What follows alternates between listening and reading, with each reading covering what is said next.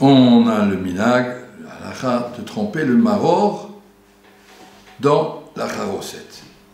Bien que ça n'a pas de rapport, le maror c'est très amer, et la charoset c'est sucré, c'est bon, pour dire que la midat adin, en vérité, ça vient de Ahavat Hashem, le charoset qui symbolise tous les fruits, qui nous montre l'amour d'Akadosh Baruch Hu pour l'Am Israël.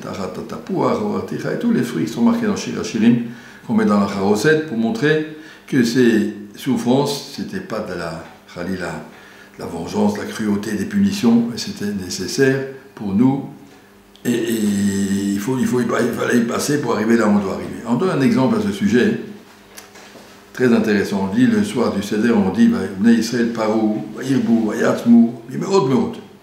On s'est retrouvés, chaque femme a accouché 6 enfants chaque fois, on s'est retrouvés en 210 ans, de 70 personnes à quelques millions, même plus, on ne sait pas combien, en tout cas des dizaines de millions, c'est extraordinaire. Et c'est un chesed Hashem. Or, la Gemara nous raconte qu'au début des xéros de Pharaon, quand Pharaon a décidé que la ben ayilo d'ailleurs atashlichou, vous jetez dans le nid vos bébés qui vont naître. Amad Amram v'giresh et ishto. Amram, qui était le Gdolador, le père de Moshe Rabbeinu, a dit à sa femme, on n'a pas de mitzvah de mettre des enfants au monde pour qu'après les Égyptiens les jettent dans le Nil. Ça sert à quoi?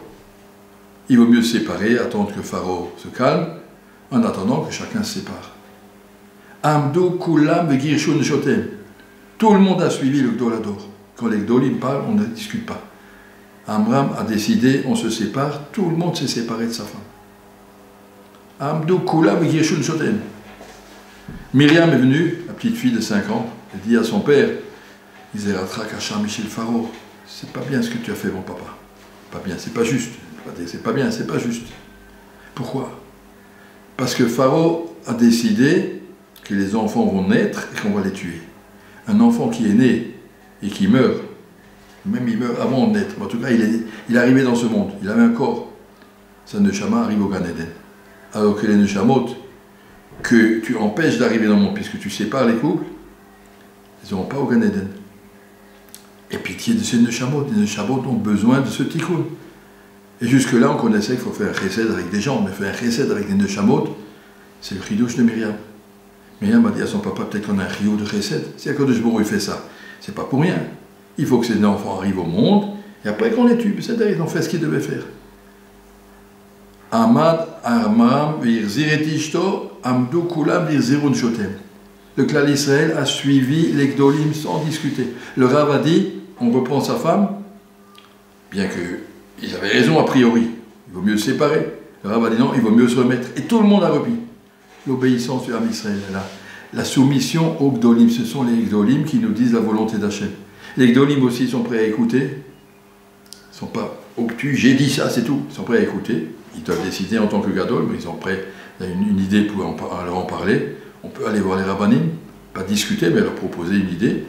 Mais d'un autre côté, Ham Israël, on obéit, on suit. Extraordinaire. Et qu'est-ce qu'on a fait? On a eu cette possibilité d'amener ces enfants au monde, et quand ces enfants ils sont nés et qu'ils ont été tués, et peu à peu, nous on ne connaît pas tous les sauts d'autres d'Akadosh Baruch Hu, mais il y avait sûrement une raison, et tous ces gens qui sont morts, on ne sait pas pourquoi, dans toute l'histoire, mais c'était certainement un tikkun pour tout cela, et c'était nécessaire, et on est ma'amin, c'est pour ça que le tapouach, le charo, c'est le symbole du tapouach, ou de toutes ces femmes tachat tapouach au artir qui sont allées mettre leurs enfants au monde, dans les jardins, sous les pommiers, sans rien, il n'y avait pas d'hôpital, rien, et laissaient leurs enfants là-bas. Ils disaient à Akadosh Baruch Hu, nous on a fait ce qu'on devait faire, maintenant c'est toi qui continue. Et Akadosh Baruch Hu venait, et les nourrissait, les grandissait, ils ramenaient leurs enfants, Vatavo, Adaïm, on raconte dans la Haggadah. Les enfants, ils revenaient par groupe, 6 enfants, et 6 enfants, et 6 enfants chaque fois. Ils arrivaient à la maison, c'était extraordinaire, mais cela c'est basé sur la Emouna du Ham Israël. On suit les Gdolim, on ne discute pas. Et quand on aura bien compris cette leçon, on aura gagné toute la base du Ham Israël. Chag Sameach.